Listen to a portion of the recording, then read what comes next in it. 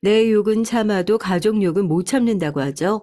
아무리 집에서 마음에 안 드는 구석이 있는 식구였다고 하더라도 남이 건드리는 순간 그건 다른 영역의 얘기가 되잖아요. 그럼 이건 어떤가요? 새 식구가 내 식구를 건드리는 거요. 이건 또 다른 골치 아픈 문제입니다. 저는 열받고 당장 시댁을 뒤집어 엎어야 속이 시원한데 정작 그 욕의 당사자인 저희 아버지는 사람이 살다 보면 실수할 수도 있는 거라면서 이번 일로 본인들도 느끼는 게 있을 테니까 조용히 넘어가자는 식이니까요. 저도 당한 게 있는데 억울해서 그냥은 못 지나가겠더라고요. 누가 그러던데 가족 욕을 한다는 것이 자기 얼굴에 침을 뱉는 거나 다름이 없다고요. 저도 그걸 뻔히 알면서 이렇게 시댁 욕을 본격적으로 하기 위해 사연을 보내는 이유는 딱 하나입니다. 혼자서 삭힐 수 없는 화나 감정도 주저리 적어가다 보면 마음이 편안해지거든요. 사연을 쓰다 보면 복잡한 감정들도 좀 정리가 될 거고 결과적으로 제가 결정을 내리는데도 도움이 될까 싶어서요. 어떻게 세상에 예쁘고 화목한 가족들만 있겠습니까? 그건 TV 속 드라마에서나 나오는 얘기죠. 사연을 들으시는 여러분만 하더라도 이번 주에 가족들이랑 몇 번 싸우셨어요?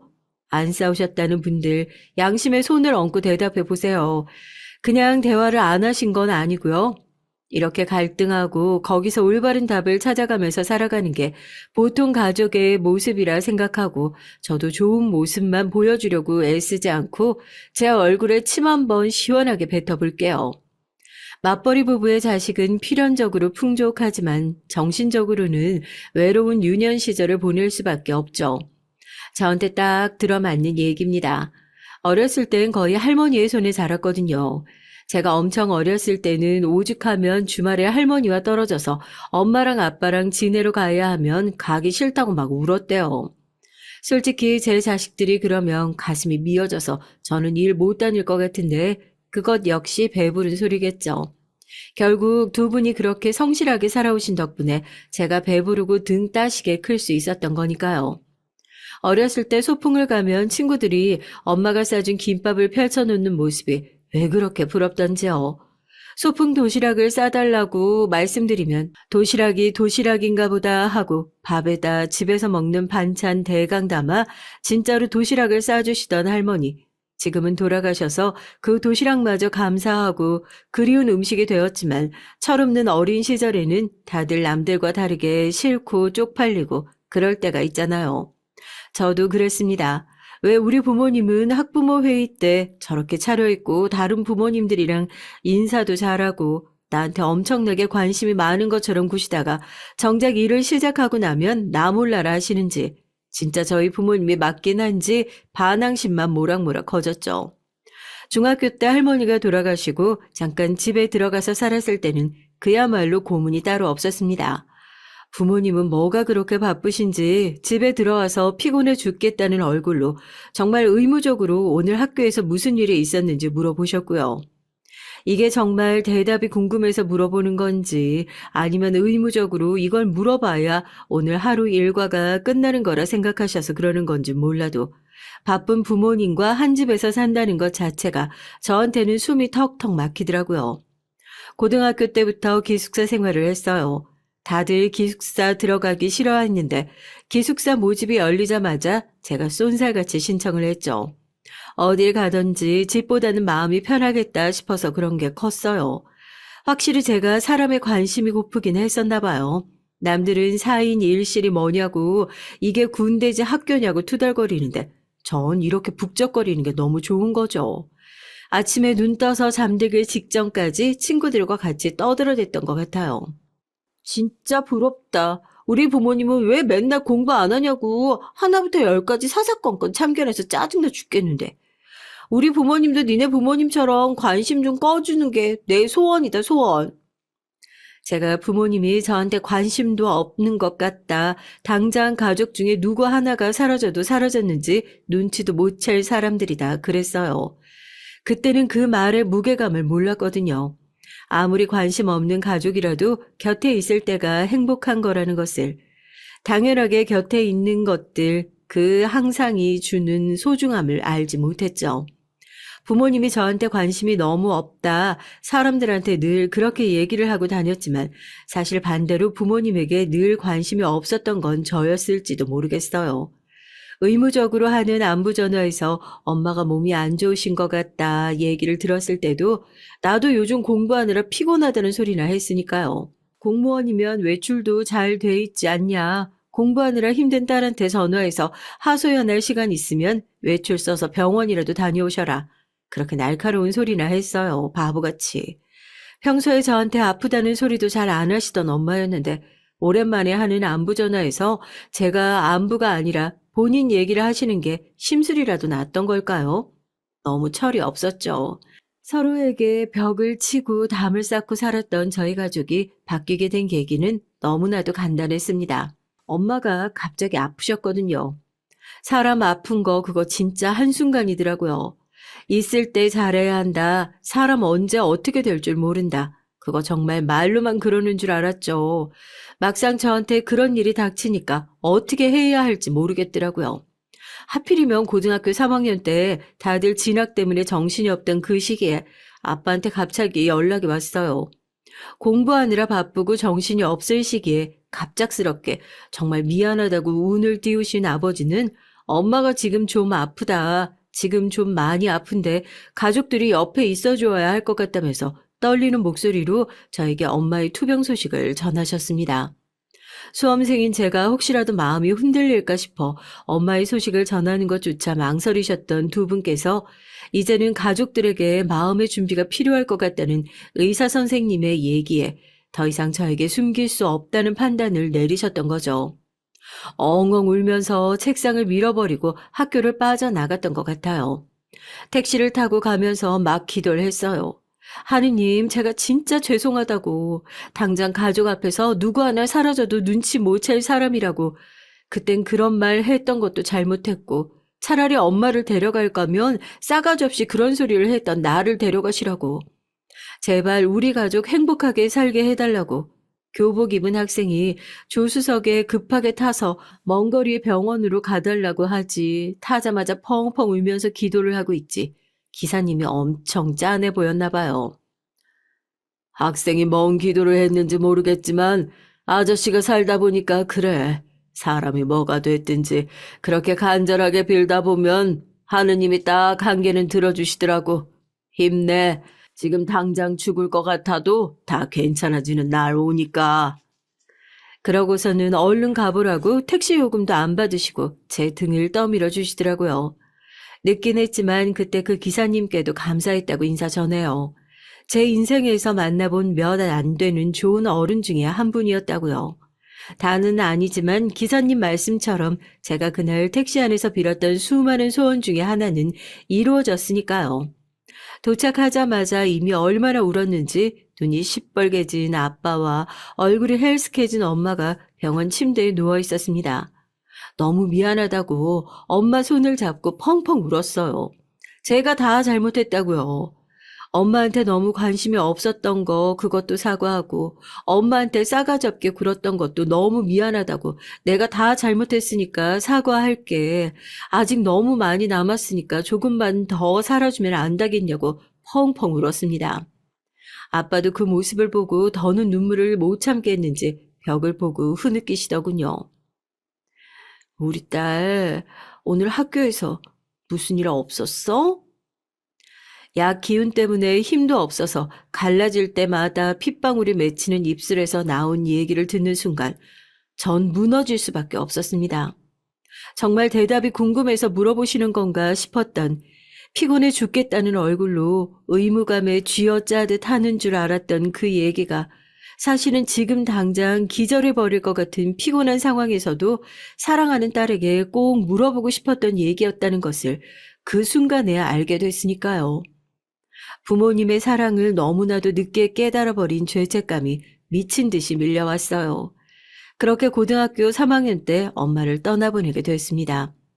엄마를 떠나보내고 아버지와 저는 심경에 많은 변화가 있었던 것 같아요. 삶에서 우선순위를 다시 정하게 되는 기회였던 거죠. 부모님과의 관계를 냉소적으로 바라봤던 저도 일밖에 모르시던 아빠도 조금씩 달라지기 시작했죠. 시간이 날 때마다 서로의 안부를 묻게 됐고 아빠는 아무리 바쁘시더라도 주말이 되면 직장 동료들을 만나는 대신 저와 함께 시간을 보내시는 것을 택하셨어요. 엄마까지 계셨더라면 더할 나위 없이 좋았겠지만 달라진 가족의 모습이 제가 꿈꾸던 모습이라 그래도 우리 참 건강하게 바뀌어가고 있구나. 참 다행이다 싶었어요. 첫 수능을 장렬히 망쳤습니다. 공부가 도저히 손에 안 잡혔어요. 내가 정말 대학을 가고 싶나, 이렇게 열심히 공부를 해서 진짜 하고 싶은 게 뭔가 생각이 많았죠. 그렇게 재수학원을 등록하게 됐습니다. 남들보다 뒤처지는 느낌이 마냥 좋지는 않더라고요. 아빠가 그때 저한테 그러셨어요. 뭐든 1년이라고요. 아빠가 시험 공부라면 도 같아서 잘 알잖아. 뭐든 1년이야. 1년 동안 죽어라 공부해보고 그래도 안 된다고 하면 그건 내 길이 아니다 하고 딱 포기해버려야 돼. 포기할 줄 아는 것도 용기다. 그리고 알지? 아빠 너 늦게 낳아놔서 뒷바라지 계속 해줄 여력도 없다. 1년 딱 해보고 안 되겠다 싶으면 포기해.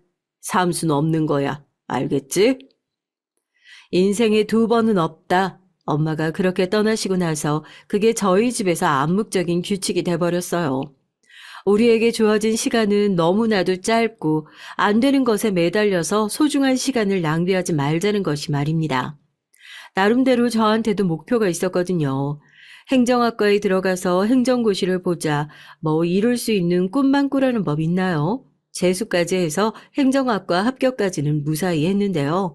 꿈이 딱 절반만 이루어졌어요. 행정고시의 벽을 뚫는 건 너무 어렵더라고요. 또 1년 시험 공부를 하고 떨어지면 아닌 길은 빨리 포기하는 게 좋다. 아빠가 그렇게 얘기할까봐 몰래 공부를 하기까지 했다니까요. 시험을 몇 번이나 더 쳤는데도 번번이 미끄러지는 것을 보고 포기했습니다. 급수를 낮춰서 7급 공무원 시험에도 도전해본 첫 해에도 실패. 아빠에게는 하고 싶은 일을 찾는다고 얘기했지만 벌써 시험 공부를 한다고 날린 시간을 합쳐보니 3년이나 되더라고요. 뭐 그걸 온전히 날려버린 시간이라고 할 수는 없겠죠. 그런 경험도 결국 제 인생에서 피가 되고 살이 됐을 테니까요.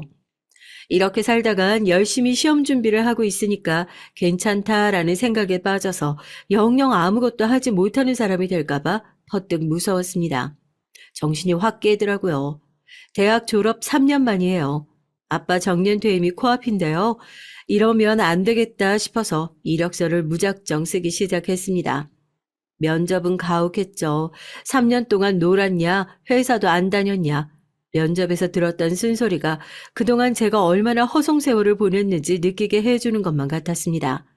번번이 탈락의 고배를 마셨지만 절대로 포기하고 좌절하지 않았어요. 아빠, 나 사실 아빠 몰래 취업 준비 안 하고 공무원 시험 준비했어요. 이 연서가 아빠가 모를 줄 알았냐? 너 언제 정신 차리나 하고 기다리고 있었다. 공무원은 뭐 아무나 되는 줄 알았어? 이제 부모님이 얼마나 대단한 사람인지 좀 알겠니? 나랏밥 먹는 게 쉬운 일이 아니야. 거봐, 너 그렇게 안 되는 거 매달리니까 다시 취업하려니 얼마나 힘들어.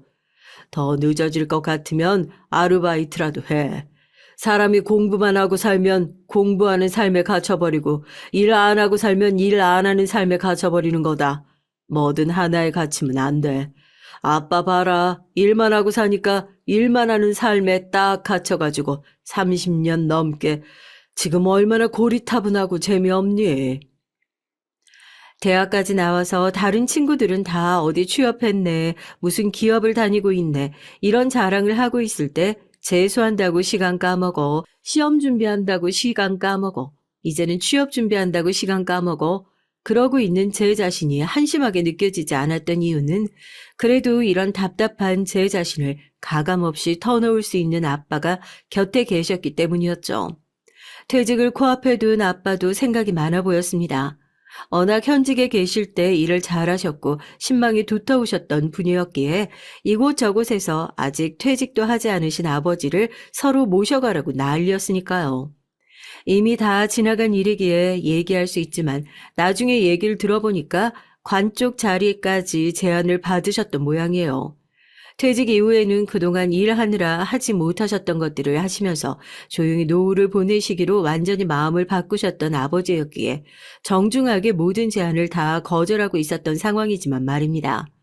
그리고 아직 큰 걱정인 늦둥이 딸이 남아 있었으니까요.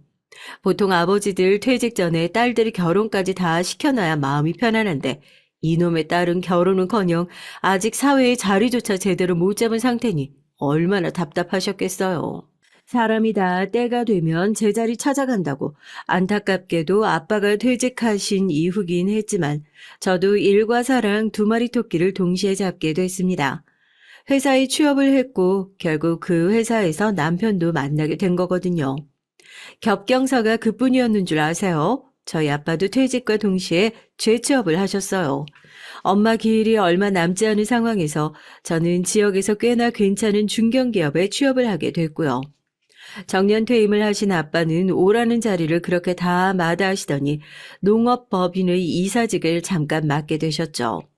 오라는 자리도 많은데 굳이 거길 가시냐 저도 물었는데 나중에 계약 끝나고 시골에 땅 사서 농사 짓고 사려면 거기서 일하면서 이것저것 많이 배우셔야 한다나요? 참 아빠 같은 생각이다 싶어서 저도 잘하셨다 했네요. 엄마 기일에 그랬어요. 나 취업 못해서 아빠가 시름시름 앓는 거 보고 엄마가 우리 둘이 같이 취업시켜 준 거냐고. 둘이서 술잔 기울이면서 막 웃었네요. 엄마는 하늘 올라가서도 우리 둘 때문에 편히 못 쉰다고요. 회사에 들어가고 나서 아빠한테도 그랬죠. 아빠는 이 힘든 출퇴근을 어떻게 몇십 년 동안 매일같이 반복했냐고요. 거기다가 퇴직까지 하고 나서도 쉬지 않고 어떻게 이걸 다 할 생각을 했냐고요. 회사 일은 전쟁통이나 따로 없는 거예요. 공부할 때도 한 번 울어본 적이 없는데 나이 먹어서 회사 들어가니까 왜 이렇게 서러운 일이 많은지 저보다 나이 어린 직장 상사의 갈굼에 화장실에 들어가서 눈물 콧물을 빼기도 하고 직장인이라면 가슴속에 사직서 한 장씩은 품고 다닌다는 얘기가 뭔지 알게 됐죠. 사람 때문에 힘든 거 사람 때문에 극복하는 거라고 그때 힘이 되어 주었던 남편과 눈이 맞아서 순식간에 결혼 얘기까지 나오게 됐네요. 남편이 저보다 2살 어리긴 했지만 둘 다 나이가 좀 있는지라 남편 쪽에서도 결혼 얘기가 계속 나오고 있어가지고 좀 더 서두른 감이 없잖아 있었죠. 아빠가 엄청 열받아 했었어요. 이렇게 후딱 해치울 결혼이었으면 그렇게 퇴직 전에 서둘러서 하라고 할 때 좀 하지. 이제 결혼하면 연락을 하기도 민망하다면서요. 일찌감치 월급 받으면서 일하다 몇 년 전에 퇴직을 해가지고요. 지금은 이런 일을 하고 있습니다. 직함만 번지르르 하지 거의 일을 배우는 입장이에요. 나중에 시골에 땅이라도 사서 제 손으로 벌어먹고 살려면 미리미리 기술이라도 배워놔야겠다 싶어서요. 얘기 듣자 하니까 사돈 어른도 기술직이라고요. 우리나라가 결국 이렇게 잘 살 수 있는 게 다 기술로 성장한 거 아니겠습니까? 훌륭하신 일 하고 계십니다. 홀아버지 모시고 산다고 시댁에서 안 좋게 보면 어떨까 했는데 저희 아빠가 말을 좀 잘하냐고요. 자리에 앉자마자 공장에서 생산직으로 오랜 기간 근무하고 계시는 시아버지 칭찬으로 혼을 쏙 빼놓으신 덕분에 상견례 자리도 아주 화기애애했어요. 노후 대비도 아주 철저하게 해놨다. 거기 가서 법인 이사 자리까지 맡고 계신다고 하니까 시부모님께서도 명함 받고 좋은 자리에 계신다고 흡족해 하시는 눈치더라고요. 사돈 처녀가 있다고 들었는데 오늘 못 왔냐고 물으니까 공부하느라 바빠서 못 왔다고 시부모님이 그러셨죠. 공무원 시험 준비하고 있다고 한탄 아닌 한탄을 하시더라고요. 저도 인사 갈 때나 한번 얼굴 보고 시누이 얼굴을 제대로 본 적이 없었어요. 저희 시누이 9급 공무원 시험을 몇 해째 도전하고 있다고 하더라고요. 잘 다니고 있는 직장 때려치우고 안정적인 직업이 최고라면서 퇴직금 다 까먹고 지금은 시부모님 돈으로 공부하고 있다는데 저도 그 공부 해봐서 알잖아요. 이게 공부하는 기간이 길어지면 길어질수록 사람 좀먹는 짓이라는 걸 누구보다 잘 아는데 시누이 일이라고 하니까 남편한테나 걱정스러운 얘기를 하지 쉽사리 말을 못하겠더라고요. 괜히 오지랖 부리는 것 같고요. 저희 아빠도 그 얘기를 들으시더니 뭔가 한 소리를 하시려는 것 같길래 제가 냉큼 아빠 손을 잡고 고개를 절레절레 젓습니다. 이거는 말을 해도 마이너스 안 해도 마이너스라면서 차라리 안 하는 게 맞겠다 싶어서요. 아빠가 눈치 빠르게 제 얘기를 캐치하고 하하 그러냐고 요즘에 시험이 많이 어렵다는데 사돈처녀가 고생이 많다고 그냥 그렇게 얘기를 하고 넘어갔죠. 여튼 전 뭐든 남들보다 그렇게 좀 늦었었네요. 대학 입학도 취업도 결혼도요. 언제 한 게 뭐가 중요하겠습니까? 결국 해냈다는 게 중요하겠죠. 아빠는 하나밖에 없는 그것도 늦둥이 딸의 결혼식을 얼마나 성대하고 미어 터지게 해주고 싶었던 건지 끝까지 아쉬워하시더라고요. 몇 년만 더 일찍 회사 들어가서 일찍 결혼했으면 얼마나 좋았냐고 아주 결혼식 전날까지 귀에 딱지가 않도록 말씀을 하셨죠. 그래도 전 회사 사람들을 제외하고는 영 친구가 없는데 아빠 덕분에 하객수 적어서 쪽팔릴 일은 없었네요.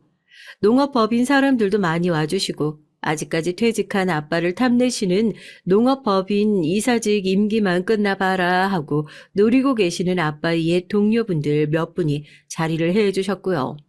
저랑은 사진도 안 찍고 아빠랑 악수를 열심히 하시는데 그날 저희 아빠 팔 안 빠졌나 모르겠어요. 그렇게 아버지 손잡고 결혼식을 무사히 마쳤습니다. 두 번은 못하겠더라고요. 너무 힘들어가지고요. 진짜 잘 살아야지 다짐했습니다. 못 살 게 뭐가 있나 싶더라고요. 시댁 때문에 뭐가 힘드네, 시누이가 괴롭히네, 어쩌네 저쩌네.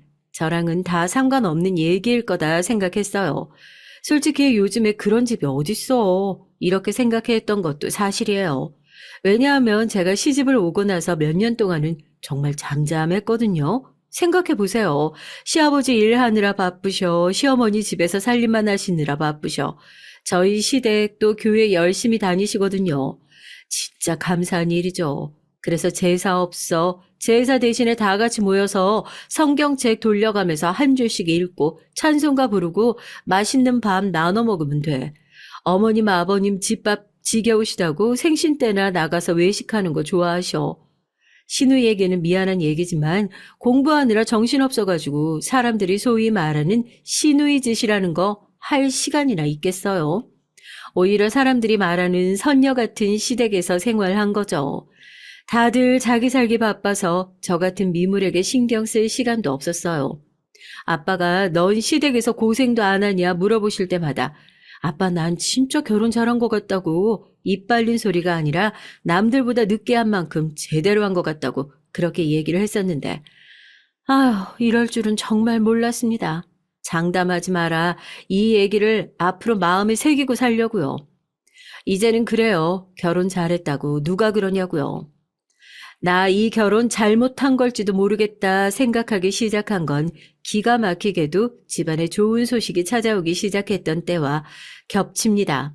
몇 년 동안 죽을 쓰고 있던 시누이가 드디어 구급 공무원 시험에 합격을 하게 됐거든요. 솔직히 그동안 날려버린 세월이 아까운 것도 있었지만 자기가 뜻하던 바를 기어이 이루어냈다는 게 저도 한 식구로서 정말 기쁘고 축하할 일이라고 생각했어요.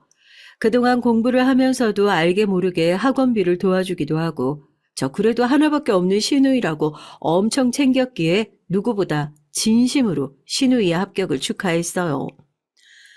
이제 우리 경희도 공무원 시험만 합격하면 좋은 선자리가 아주 줄을 서겠네. 집안의 경사야. 언제 우리 집안에 공직자가 또 나오겠어? 예, 너도 좋겠어. 공직자 시누이 둬서. 저희 어머님이 주책이야, 뭐 저야 같이 살아서 익히 알고 있지만 몇 년 동안 열심히 시험 준비를 한 딸이 합격한 기쁨이 크신 것도 알겠지만 너무 과하다고 해야 할까요? 순식간에 무슨 저는 넘보지도 못할 정도로 시누이의 신분이 상승한 것처럼 행동하시는 것 같아서 은근히 기분이 상하는 경우가 종종 생기더라고요. 남편한테도 웃으면서 그랬어요. 이렇게 무시당할 줄 알았으면 나도 그냥 죽어라 공부해서 공무원 준비나 계속할 걸 그랬다고요. 남편도 중간에서 민망해가지고 여동생이 오죽 오래를 공부했으면 엄마도 기쁘셔서 그러시는 걸 거라면서 얼마 못 갈 거니까 당신이 조금만 이해해달라고 저를 달랬습니다. 저도 그런 줄 알았죠. 합격봉이라고 하잖아요. 저렇게 으쓱하는 것도 얼마 못 갈 거다. 나도 뭐 회사 합격했을 때 저랬었지. 거기도 들어가면 월급 받고 일하는 거 회사나 똑같은데 어깨 뽕 빠지는 것도 금방일 거다 했거든요. 아니요, 그거 생각보다 엄청 오래 가더라고요. 시어머니는 또 엄청나게 신나셔가지고 여기저기 전화를 해서 우리 딸이 구급 공무원인데 괜찮은 선자리 있으면 소개 좀 시켜달라. 시누이의 선자리 알아보시느라 바쁘셨고요. 심술을 부리는 게 아니라요. 하도 그러니까 오히려 반감이 들더라고요. 그게 그렇게 대단한 건가 싶기도 하고요. 시누이가 그렇게 기고만장하고 있을 때 저는 또 다른 가족을 챙기느라 바빴어요. 저희 아버지가 이번엔 진짜로 은퇴를 하시게 됐거든요. 농업법인 법인 이사직의 계약이 마무리되면서 정말 그 긴 회사 생활의 막을 내리게 됐습니다. 이제는 누가 불러도 절대로 일하는 곳으로는 돌아오지 않을 거라고 맹세 아닌 맹세를 하신 아버지는 혼자서 시골에 땅을 보러 다니시더니 귀농을 결정하셨어요. 평생 도시에서만 사시고 책상 앞에서만 사셨던 분이 아무리 농업법인에서 일을 하셨다고는 하지만 농사는 제대로 지으실 수 있겠냐고요. 그냥 도시 사시면서 주말 농장이나 왔다 갔다 하시라고 제가 그렇게 설득을 했지만 어디 말을 들으실 분이냐고요. 평생 소원이라고 그러시는데 제가 그걸 어떻게 말리겠어요? 하여튼 추진력도 엄청나게 빠르셔요. 혼자서 집도 다 계약해 두시고 땅도 다 계약해 두시고 딸한테는 그저 통보만 하신 겁니다. 나 몇 월 며칠에 내려갈 거다 하고요. 정년 퇴임하실 때도 바로 이어서 이사 취임을 하신 덕분에 제대로 된 퇴임식이나 축하 파티 한 번을 못 해드렸거든요. 그게 항상 죄송스럽고 마음의 짐처럼 남아 있었어요. 엄마도 안 계시고 식구라고는 딸인 저 하나밖에 안 남아 있는데 뭐 효도라고 평소에 제대로 하고 살지도 못하는데 귀농하실 집 알아보러 다니시는 것도 제대로 못 도와드렸으니까요. 적어도 이번에는 퇴임 축하 파티라도 제대로 해야겠다 싶어 식당도 다 예약해두고 남편한테도 미리 얘기를 해서 그날은 시간 꼭 빼두어라 얘기를 해놨습니다. 시부모님도 자리하시면 좋겠다 싶어서 얘기를 꺼내니까 법인 이사로 계속 계시는 거 아니냐면서 펄쩍 뛰시는 거예요. 아니 우리 경이 곧 있으면 상견례 마치고 내년이면 결혼하는데 멀쩡히 뭐 이사하고 계시던 분이 갑자기 무슨 농사를 짓는다고 그래? 아니 면이 안 서잖아 면이. 아니 우리가 결혼할 때 그래도 사돈어른 좋게 봤었던 게 그 직함 때문이었는데 사람이 급이라는 게 있지. 당연히 그동안 고생하셨다고 자리하겠다는 얘기가 나올 줄 알았는데 갑자기 급을 운운하는 시어머니의 얘기에 말문이 턱하니 막히더라고요. 손바닥으로 귀를 팡팡 때렸잖아요. 내가 지금 무슨 얘기를 듣는 거지 했어요. 사람이 너무 기가 막히고 어이가 없으면 말이 안 나오잖아요. 저도 평소에 그렇게 어른들에게 말을 싸가지 없게 하는 사람이 아닌데 말이 조금 세게 나오고 말았죠. 어머님, 급이요? 아니 저희가 급 운운하면서 결혼을 했었던 거예요? 어머님 말씀은 지금 저희 아버지가 법인 이사 자리라도 안 하고 계셨으면 저희 결혼 반대하셨을 거다. 저 그렇게 이해하면 되는 거예요? 지금 몇십 년 동안 열심히 일만 하시다 은퇴하시고 이제 쉬시겠다는 아버지를 그럼 제가 우리 시누이가 내년에 결혼을 하는데 그 집안 볼 때 면이 안 서고 급이 안 맞으니까 어디서든지 자리 있으면 알아봐서 괜찮은 직함으로 들어가라. 그렇게라도 했어야 한단 말씀이세요, 지금? 시어머니께서는 너 지금 나한테 억울한 게 많은 모양이라고 이러다 한 대 치기라도 하겠다고 내가 뭐 틀린 소리라도 한 거냐고 벌컥 화를 내시면서 일어나셨고 시아버지는 그런 시어머니를 뜯어 말리고 남편은 당신 지금 너무 과하다고 어머님은 그런 말씀이 아니지 않냐고 저를 뜯어 말리고 한바탕 난리가 났죠. 차라리 제 욕을 했으면 저도 참았을 텐데 저도 순간적으로 너무 화가 나서 못 참겠더라고요. 제가 남편한테 그랬어요. 당신도 우리 아빠 퇴임 축하 파티에 절대 오지 말라고요. 너무 억울해서 눈물이 그렁그렁 해가지고 제가 먼저 자리를 박차고 일어나니까 뒤에다 대고 시어머니가 시부모님 앞에서 성질머리 좀 보라고 혀를 끌끌 차시더라고요. 그 뒤로 집에서는 남편과도 냉전, 남편이 먼저 말을 걸려고 해도 절대 받아주지도 않았어요. 시부모님이 먼저 사과를 하시기 전까지 절대 당신 집 식구들이랑 말도 섞지 않을 거고 당신네 집에 발도 들일 생각 없다고 딱 잘라서 얘기했죠. 그동안 그렇게 속물 같은 시댁에다가 잘 대해줬던 게 뭔 호구 같은 짓이었나 싶더라고요.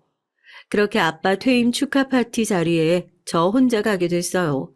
남편이랑 시부모님은 안 오셨냐는 아빠의 물음에 바빠서 못 오셨다고 우물쭈물 말을 흐리는데 남편이 커다란 꽃다발을 안고 헐레벌떡 뛰어오더라고요.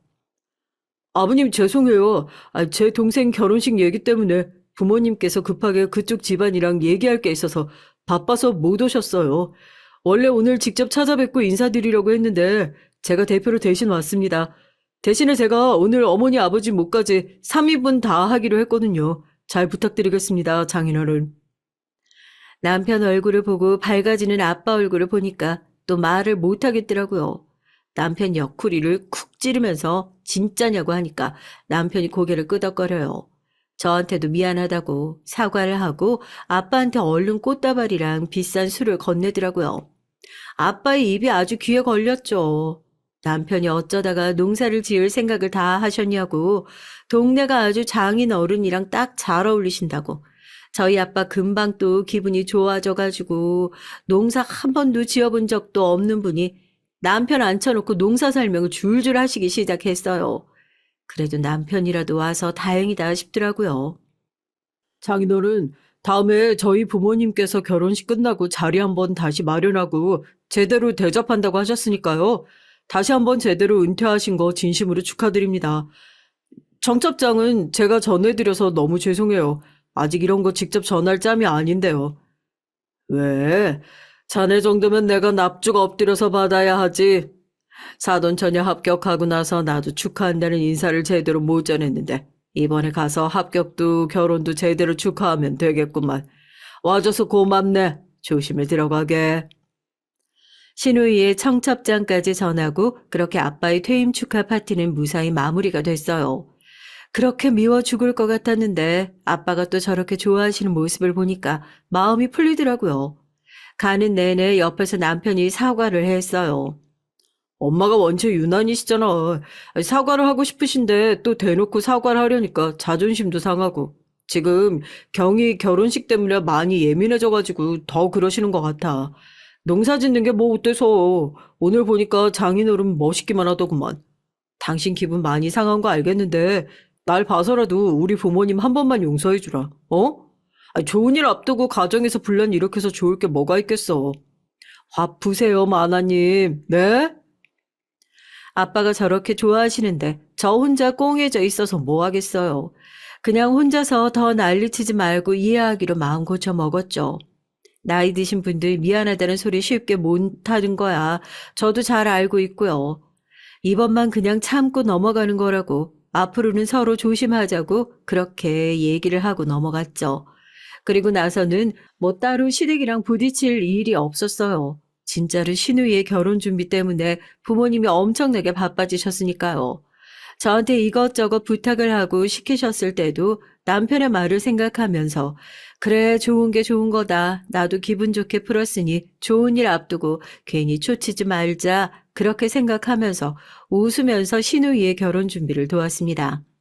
결혼식 당일이 되기 전까지 터지기 전 시한폭탄 상태라는 건 전혀 모른 채 말이죠. 신우이의 결혼식 당일 정말 여러분은 상상도 못할 어마어마한 일이 펼쳐지게 돼요.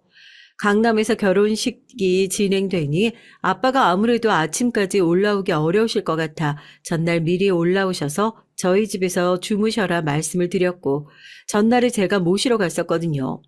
오랜만에 딸네 집에서 자본다고 저녁에 도란도란 맥주도 마시고 팩도 하고 그때까지만 해도 분위기 좋았죠.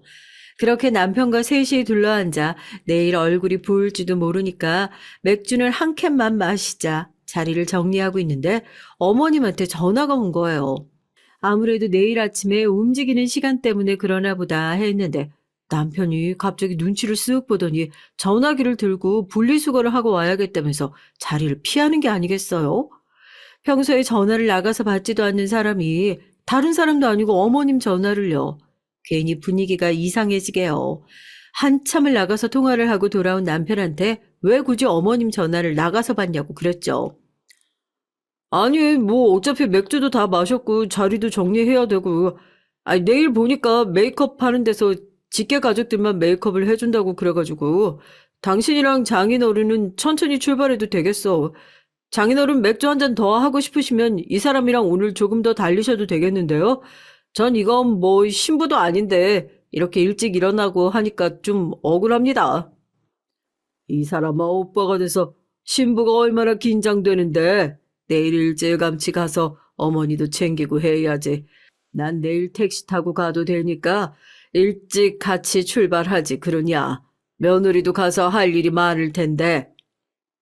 남편은 극구 괜찮다고 느지막이 운전해서 아버님을 모시고 오라고 얘기를 하더라고요.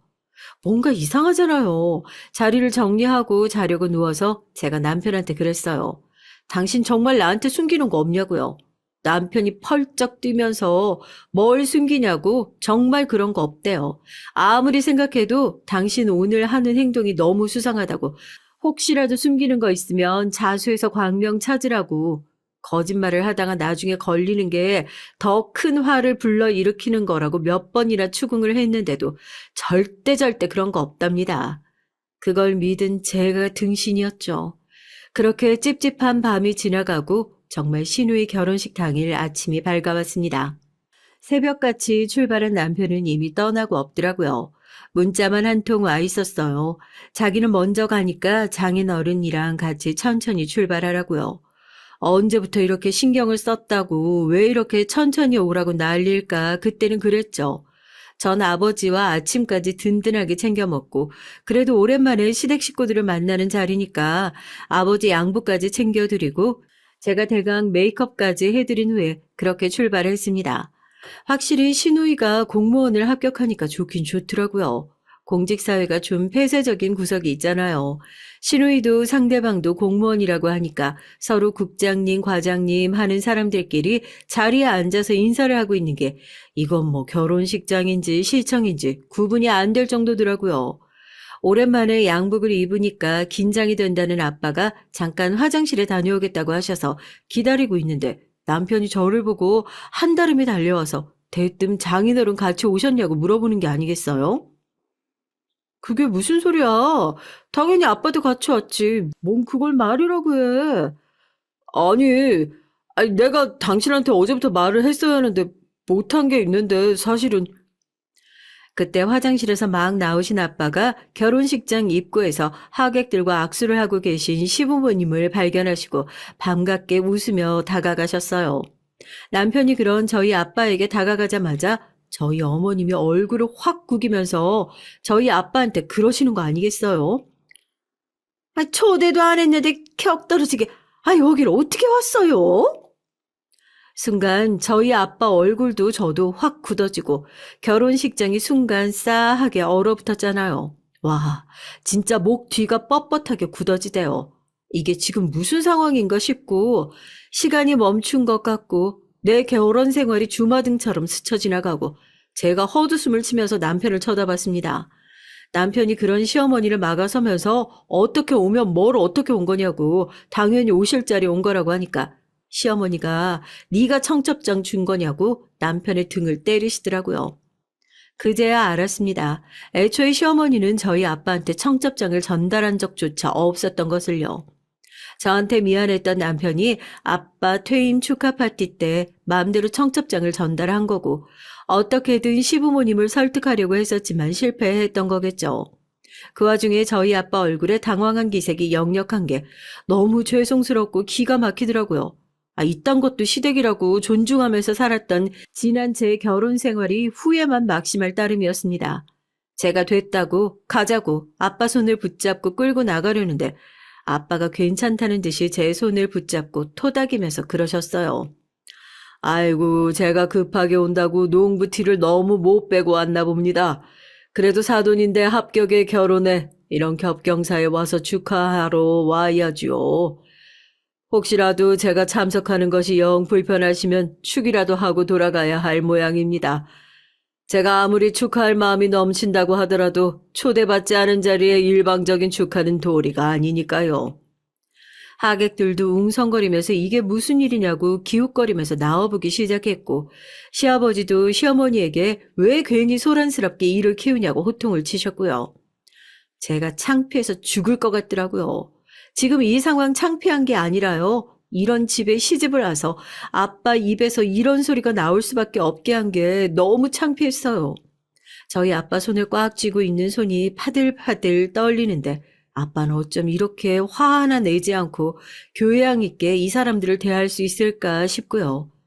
남편이 고개 숙여 저희 아빠에게 사과를 하는데 시어머니가 또 네가 왜 거기다 대고 사과를 하냐고 남편의 등을 막 때려요.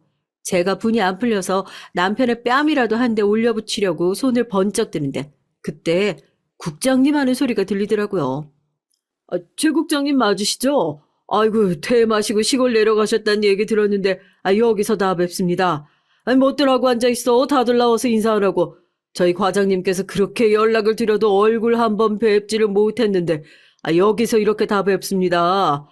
아이고, 여기가 따님이시구나. 결혼식 할 때도 한 번을 안 부르시고, 다들 서운하다고 난리셨습니다.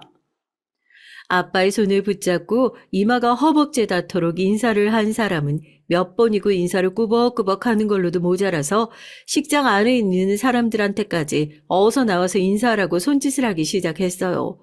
이게 무슨 일이냐고 웅성거리던 사람들 중에서 몇몇은 아버지를 알아보셨는지 명함 지갑에서 명함을 꺼내고 결혼식장에서 줄을 서는 진풍경까지 펼쳐졌다니까요. 그 중에서는 신랑 측 아버지와 신랑도 있었습니다. 시댁 식구들은 이게 무슨 표정인지 어안이 벙벙한 표정으로 저희를 바라보고 있었죠. 사돈 그렇게 안 봤는데 지금 딸 겨우 느지막하게 구급 공무원 만들어 놓은 주제에 이분이 누구신 줄 알고 지금 그런 무례를 저질러요. 우리 아들 앞길 막으려고 작정했습니까? 이렇게 경우 없는 집안인 줄 알았으면 진작에 파혼했을 겁니다. 이게 무슨 망신이야, 사람들 다 보는 앞에서. 아직도 분위기 파악이 안 됐는지 눈만 꿈뻑거리고 있는 무식한 시댁 식구들 앞에서 신우이의 시부는 이게 웬 망신이냐고 이런 집안인 줄 알았으면 진작에 파혼했을 거라며 저희 아빠에게 고개를 조아리기 시작했습니다. 결혼식장에 있는 하객들은 하나같이 시댁 식구들을 보면서 혀를 끌끌 차고 고개를 젓기 시작했어요. 어머님은 저희 아빠가 뭐 어디 회사에서 월급이나 받다가 퇴직하시고 농업법인 이사직에 계약직으로 잠깐 계시다가 귀농해서 조용히 농사 짓는 그런 분인 줄 알고 계셨을 테니까요. 사돈, 저도 퇴직 공무원입니다. 3급 국장으로 퇴임해서 아직도 국장 소리 듣는 게 좀 그렇긴 하지만 아내 병으로 잃고 저희 딸이랑 시간 많이 보내지 못한 게 미안해서 퇴직하고는 시골에서 농사나 짓고 조용히 여생 보내고 싶어서 공직 생활 마무리했습니다. 워낙 높은 자리까지 올라갔다가 내려오다 보니 의도치 않아도 내려온 이후에도 청탁도 많이 받고 원치 않는 부탁을 하는 사람도 많아서 저희 딸 결혼시킬 때 그냥 아비로서 노릇만 잘 하고자 배경 얘기를 딱히 드리지 않았는데 이게 이렇게 불편한 상황을 만들게 될 줄 몰랐습니다. 엄마 미쳤어? 상급이면 얼마나 높은 건 줄 알아? 난 퇴직할 때까지도 못 올라가는 자리라고. 여기가 얼마나 좁고 소문도 빨리 나는데 엄마 때문에 나랑 우리 남편 승진길 막히면 책임질 거야?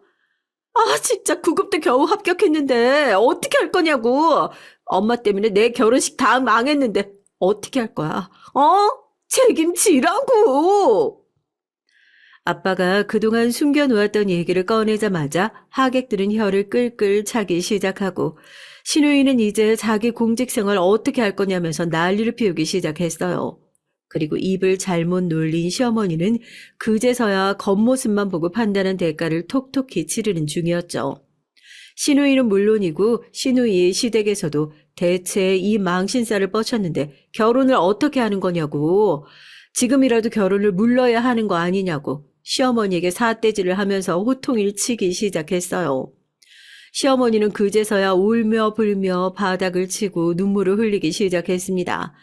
초대받지도 않은 곳에 격떨어지게 어디 함부로 오냐고 저희 아빠를 하대할 때는 언제고 이제 와서는 저랑 아빠 앞에 주저앉아서는 눈물로 호소를 하는데 얼마나 기가 차던지요.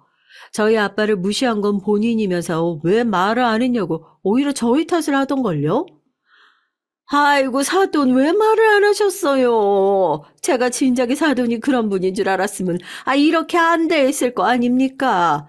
저는 사돈이 그냥 무식한 농사꾼인 줄만 알고 너도 너희 아버지가 그렇게 훌륭한 사람이셨으면 네가 먼저 나서서 얘기를 했어야 할 거 아니야.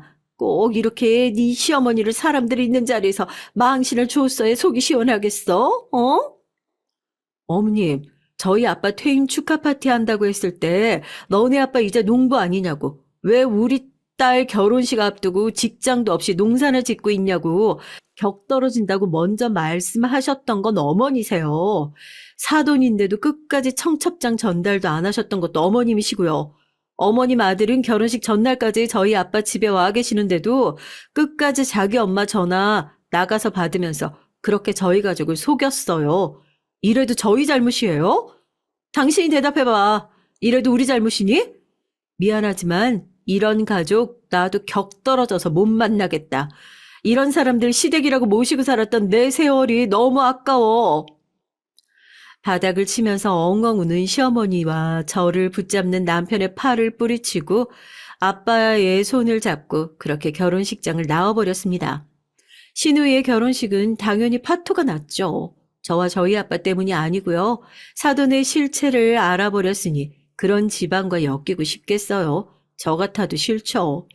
남편은 진심으로 사과를 하고 싶다면서 시골에 계신 저희 아빠를 찾아와서 무릎을 꿇고 사과를 하고 신우이도 자기 앞길이 막힐까봐 헐레벌떡 달려와서 사과를 했지만 시어머니만큼은 끝까지 연락 한 통이 없는 걸 보니까 저 진짜 그 집안과 인연을 끊는 것이 맞다가 싶은데 저희 아빠는 끝까지 자기 때문에 제 인생 망칠 수 없다면서 이혼을 반대하시고 있는 입장이세요.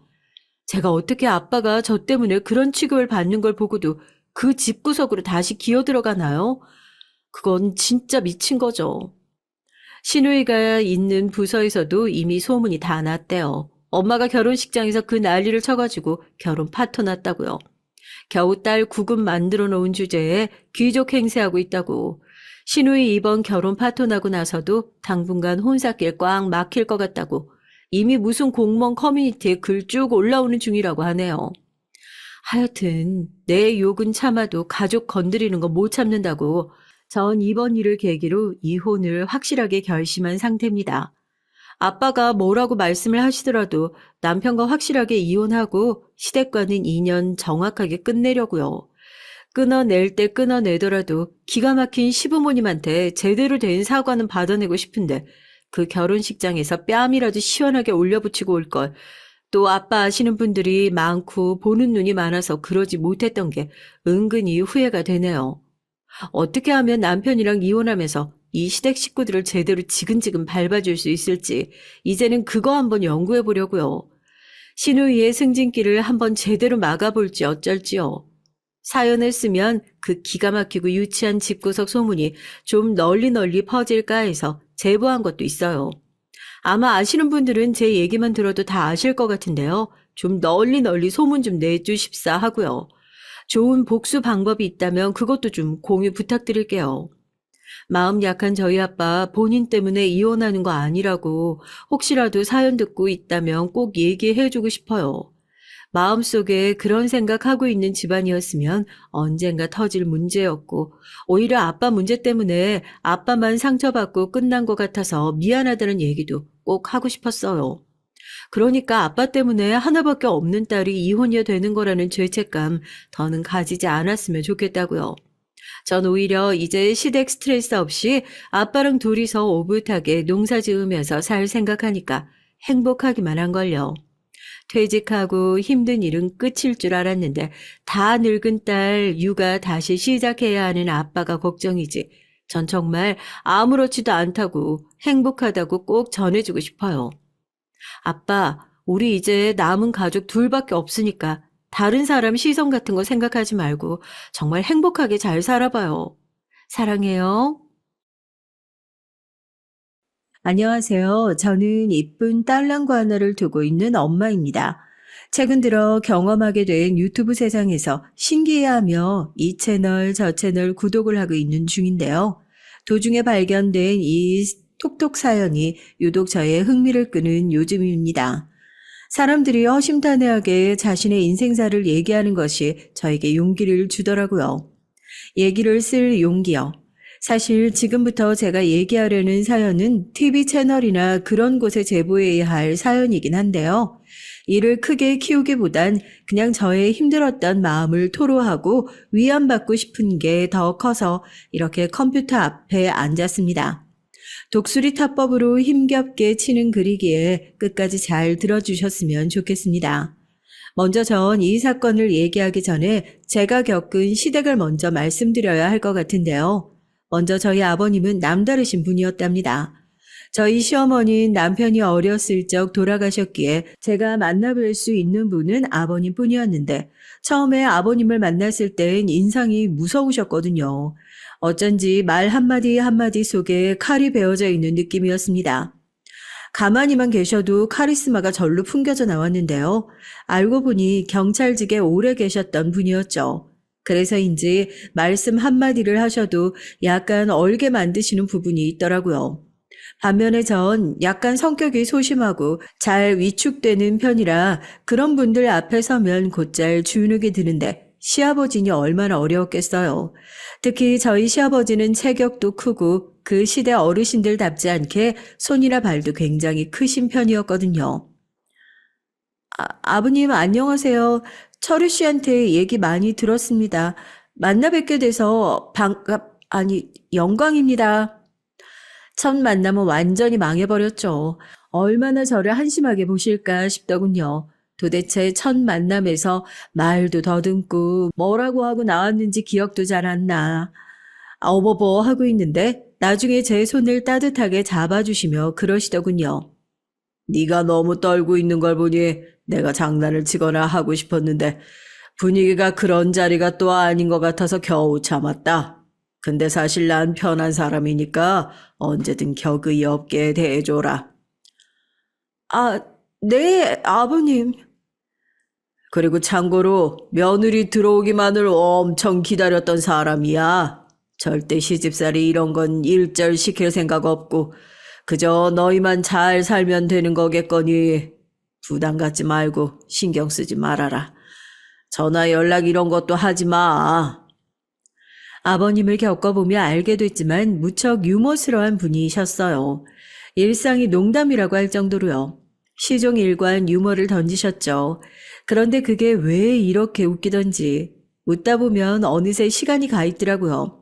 보통 시댁에 오면 언제 시간이 흘러가나 시계만 본다는 며느리들도 있다고 하던데 저는 외려 그 반대였어요. 시아버지의 농담 속에 배어있는 따뜻함도 좋았고 저를 은연중에 배려해 주시는 모습도 인상적이었습니다. 그래서 사람은 겪어봐야 한다는 말이 있나 보다 싶더라고요. 또 저희 시아버지에겐 배울 점이 참 많았어요. 아까 말씀드렸듯 시아버지께서 경찰직에 오래 근무하셨다고 했잖아요. 사실 전 성격상 그런 직업은 무섭고 피곤해서 절대 하지 못할 것 같은데 시아버지께서 간혹 말씀하시는 경험담을 듣고 있노라면 대단하다는 생각이 절로 들었습니다. 가령 이런 말들이었어요. 듣고 있으면 거의 영화 한 편이었고 전 객석에 앉은 관람인이었죠. 아, 그때 내가 근무할 당시에 동네 강도질부터 시작해서 죄질이 엄청 나쁜 놈이 있었는데 잡기가 힘들었어. 경찰망을 그냥 요리조리 잘 빠져나갔거든. 근데 어느 날 제보를 받고 그놈을 잡으러 어느 오락실에 갔는데 진짜 그놈이 딱 있는 거야. 가짜 제보들이 많아서 설마 했거든. 잘 걸렸다 싶어서 다가가는데 이놈이 글쎄 날 보더니 화장실로 막 도망을 가더라고. 나도 빨리 뒤따라갔지. 그래서요? 근데 갑자기 그놈이 화장실에 들어가더니 가방에서 무기를 꺼내는 거야. 무기요? 시칼을 꺼내는데 나도 사람이니까 약간 움찔하게 되더라니까. 근데 다행히 그 화장실 안에 소주병들이 나뒹굴고 있었어. 그게 천운이었지. 옆에 있는 소주병으로 확 머리를 갈겨버렸지. 거의 빛과 같은 속도, 아니 그 빛보다 빠른 속도였을 거다. 반사적으로 몸이 움직여버렸으니까. 와, 아버님 진짜 대단하세요. 무슨 영화 줄거리 듣는 줄 알았어요. 대단하긴. 그나저나 나를 주인공으로 한 영화는 안 나오려나? 죽기 전에 좀 찍어주지. 무료로 출연해줄 의향도 있는데 말이야. 무료 출연이요? 아, 카메오 같은 걸로요? 그래, 카메오, 특별 출연. 시아버지는 입맛을 다시며 아쉬워하셨습니다. 저도 정의감 투철하시고 직업정신 강하셨던 시아버지를 주인공으로 하는 영화가 나온다면 참 좋겠지 하고 덩달아 생각했어요. 에피소드가 엄청났거든요. 게다가 저희 시아버지는 시어머니를 남편 중학생 때 암으로 일찍이 보내셨기에 더더욱이나 외롭고 힘드셨을 만도 한데 남편 말에 의하면 한 번도 힘든 내색을 하지 않으셨다고 합니다. 남정네 둘 키우는데 힘들 게 뭐가 있겠어. 물론 이 녀석들이 말 안 듣고 할 땐 속이 많이 썩었지. 근데 뭐 어쩌겠냐, 이미 낳아놓은 애를. 나만 바라보고 있는 애들이니 내가 어떻게든 키운 거지. 그래도 지금 생각해보면 얘네들이 다 알아서 잘 자라줬다 싶어. 나는 뭐 공부를 시킨다거나 열성 부리며 한 게 별로 없거든. 아버님, 그래도 대단하신 거예요. 혼자 몸으로 아이들을 그렇게나 키우셨다니. 저였으면 상상도 못할 일이에요. 그러다 저희가 당시 신혼집을 적적하실 아버님 집 근처로 잡아 만남이 잦아지게 됐는데요. 나중에 아버님께 남편을 키우셨을 때 재미있는 일화를 듣고 싶어 물은 적이 있었어요. 내심 재밌는 답변을 기대하고 있었죠. 그런데 이때 시아버지께서 약간 말씀을 하시다가 흐리신 부분이 있었어요. 바로 저희 남편과 관련된 것이었답니다. 그래, 물론 그 철우는 좀 별난 부분이 있어. 힘들긴 했지. 그래서 더 엄하게 키웠고. 별난 부분이요? 남편은 자기가 되게 모범생 스타일이었다고 하던데. 시아버진 남편과 도련님을 키우시는 걸 말씀하시다 남편을 향해 별난 부분이 있다고 하셨는데 정확히 그걸 말씀해 주지 않았거든요. 언제나 인자하시고 웃음이 많으신 시아버지께서 그리 얼굴이 어두워지신 건 처음 보는 광경이었답니다. 더군다나 남편의 어린 시절이었으니 웃음이 나올 에피소드들이 많을 것 같았는데 기대와는 달랐죠. 그런데 그때 남편의 반응도 이상했습니다. 우리 이제 안 가? 슬슬 늦었으니까 가야지. 그래. 아버님, 저희 차가 막힐 것 같아서 먼저 일어나 볼게요. 이 사람 내일 출근해야 되는데 피곤한가 봐요. 오냐, 그래. 내가 애들을 너무 붙잡았구나. 피곤한 기색이 일절 없는 남편이 갑자기 피곤하다며 일어서자고 하는 바람에 자리에서 일어나게 됐고 상황은 흐지부지 되어버렸어요. 시아버진 저희를 바래다 주면서도 약간 표정이 이상했습니다. 그게 제 마음에 이상할이 많지 오래 남았죠. 나중에 오늘 사연을 쓰게 된 그 사건이 일어났을 때도 곰곰이 돌이켜보니 그때 시아버지 얼굴이 생각나더라고요. 도대체 남편은 어렸을 적 어떤 사람이었을까 궁금해져서 그날 그렇게 자리가 파하고 나서도 저는 몇 번 남편이나 혹은 도련님에게 어린 시절 뭐하고 지냈는지 물어본 적이 있어요. 그런데 그때마다 남편은 다시 묻지 못할 만큼 서늘하게 답했습니다. 질문할 여지조차 주지 않는 답으로요. 뭐 별거 없었지. 왜 그런 걸 물어? 쓸데없이. 저희 형은 그냥 혼자 있는 걸 좋아했어요. 나중에 도련님에게서 들은 정보는 그게 다였습니다. 물은 제가 민망해져 다신 저도 묻지 않았고요. 그러다 평소 저를 아껴주셨던 시아버지께서 따로 부르시는 일이 있었는데요. 이날 너무 충격을 받아 말을 잇기가 쉽지 않았답니다. 사실 시아버지께서는 그 나이 때 남성분들답지 않게 디저트 카페를 가거나 하시는 일을 좋아하셨어요. 달달한 것을 좋아하셨는데 당뇨도 조심해야 하고 건강도 챙겨야 하니 자주는 못 드시고 일주일에 한 번 저와 카페 마중 가는 것이 당신의 유일한 낙이셨답니다. 그날도 시아버지께서 저와 함께 카페를 가고 싶으신가 보다 하며 새로 산 원피스를 입고 대구로 향했죠. 근데 얼굴 표정이 무거우시더라고요. 아버님, 무슨 일 있으세요? 오다가 새로 생긴 카페를 발견했는데 빵이 무척 맛있어 보이더라고요. 거기 가면 될 것 같은데 왜 이렇게 안색이 안 좋으세요? 아가, 일로 앉아보거라. 무거운 기색으로 제게 곁에 다가와 앉아보라는 시아버지의 말씀에 덩달아 가슴이 무거워졌습니다. 어딘가 심상치 않다는 생각이 들기 시작했죠. 역시나 덤덤하려 애쓰는 시아버지의 말씀 속엔 충격적인 내용이 담겨져 있었습니다. 너무 놀라지 말고 들어라. 아무래도 당분간 너랑 하는 나들이는 못할 것 같구나. 내가 병원에 입원을 좀 해야 할 것 같아. 위암이라고 하더구나. 네? 순간 너무 놀라 말을 잇지 못했어요. 같은 위암이라도 몇 기고 어느 정도의 상태인지에 따라 호전될 확률이 달라지기에 떨리는 목소리로 물었지만 아버님은 이미 3기의 진단을 받으셨다고 했습니다. 절제술 수술을 받고 항암도 해야 하는 상황이었죠. 전 이미 친정 엄마께서 위암을 앓으셨던 적이 있었던 터라 사실상 3기라는 말을 들었을 땐 심장이 철렁했어요. 친정 엄마께선 비교적 조기에 암을 발견하셨고 완쾌 판정을 받으실 수 있었지만 그건 정말 천운이 따르신 거였거든요. 3기의 생존율 자체가 높지 않다는 걸 아는 전 그만 눈물이 터져 그 자리에서 오열을 하고 말았습니다. 정작 울고 싶은 사람은 아버님일 텐데도 제가 더 주체할 수가 없어 민망스럽고 죄송스러웠지만 감정을 막을 길이 없더라고요. 아버님 죄송해요. 제가 진작 병원에 데려가 드렸어야 하는데 저희 친정 오빠들이 저 못 살게 굴 때도 아버님께서 그렇게 적극적으로 도와주시고 그러셨는데 제가 너무 죄송해요. 아니다, 아가. 네가 죄송할 게 뭐 있니? 난 지금이라도 발견된 게 다행인 것 같다. 역시 난 운도 좋고 복도 많은 사람이야. 이렇게 내가 병 걸렸다고 울어주는 너도 있고 하니까 겁날 게 없구나. 아가, 너무 걱정하지 말아라. 내가 이까담 어떻게든 이겨내 보마. 아버님은 그 와중에도 저를 달래주기 위해 무진 애를 쓰셨어요.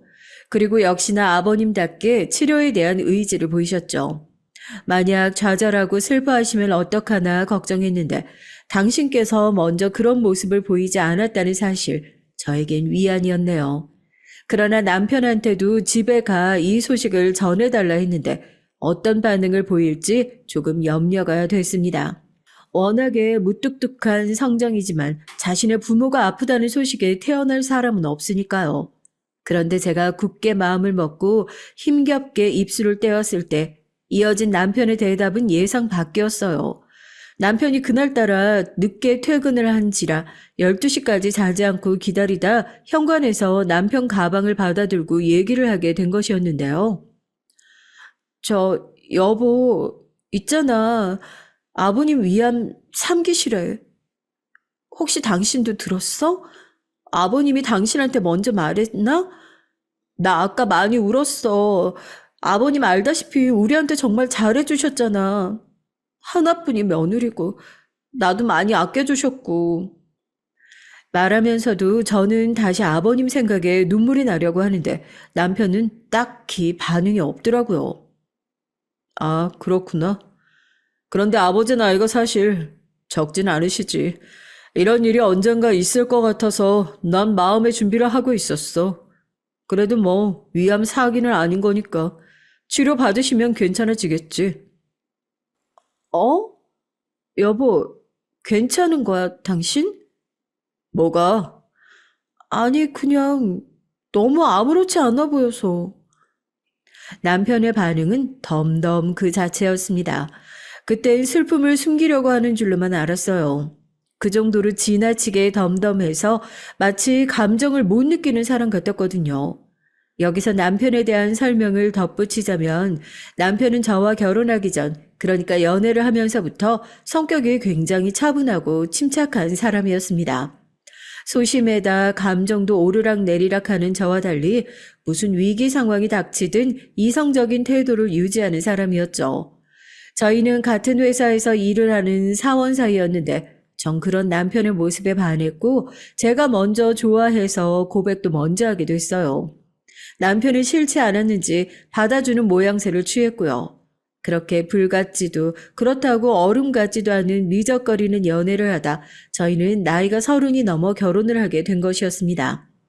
이때 프로포즈는 의외로 남편이 했어요. 제가 의외로라는 말을 쓴 걸 보면 눈치채셨겠지만 그만큼 남편은 살뜰하다거나 다정하다거나 하는 사람이 아니었고 감정을 표현하는 것에 익숙하지 않은 사람이었어요. 결혼 역시 나랑 결혼해줘 이 짧은 말이 전부였습니다. 전 그 말을 듣고 방방 들떠 좋다고 하며 친정집에 소식을 알렸고요. 여보, 울고 싶으면 울어도 괜찮아. 마음이 안 좋으면 연차 내도 되고. 당신 요즘 무리해서 일하긴 하잖아. 아니, 그럴 필요까지는 없어. 힘들지 않아. 그리고 아버지 아프시다고 회사를 왜 쉬어? 어? 어른들 아프신 건 뭐 당연한 거잖아. 어쩔 수 없는 거야. 그때 남편이 정말 순진무구한 눈동자로 왜 쉬어? 하고 묻는데 약간 소름이 끼쳤어요. 왠지 모르겠지만 정말 이해하지 못하겠다는 얼굴이었거든요. 부모가 아프다는 것과 자신이 무슨 상관인지 모르겠다는 그런 얼굴이요. 아마 그때부터였을 겁니다. 제가 남편을 다르게 바라보게 시작하게 된 것이요. 전 아기 계획도 지우고 일단은 제가 사랑에 맞지 않았던 시아버지 옆에서 열심히 병원도 데려다 드리고 암에 좋은 것들도 갖다 드리며 항암 치료로 입원하시는 동안 곁에 있어 드렸어요. 다행히 그 과정을 저만 해낸 것은 아니고 도련님도 도와주셨고요. 전 도련님과 많은 얘기를 나눴는데요. 사실상 가끔 명절에나 보니 친해질 기회가 없었는데 이때 비로소 말을 트게 된 것이었죠. 남편하고 연년생이고 하니 많이 싸우면서 컸을 것 같았는데 도련님 성격이 너무 좋으셔서 지금 보면 저희 남편 존중해주고 그러는 게 눈에 보여요. 늘 감사해요. 아, 도련님, 요즘 스타트업 운영하신다고 했죠? 하루하루가 바쁘실 텐데 도련님 없었으면 어쩔 뻔했을까요? 도련님 오셔서 덕분에 아버님도 힘이 많이 나시는 것 같아요. 아니에요, 형수님. 당연한 일인데요. 형수님이야말로 저희 아버지 잘 모셔주셔서 제가 더 감사하죠. 근데 저 형수님, 형은 많이 바쁜 거죠? 통 안 보여서요.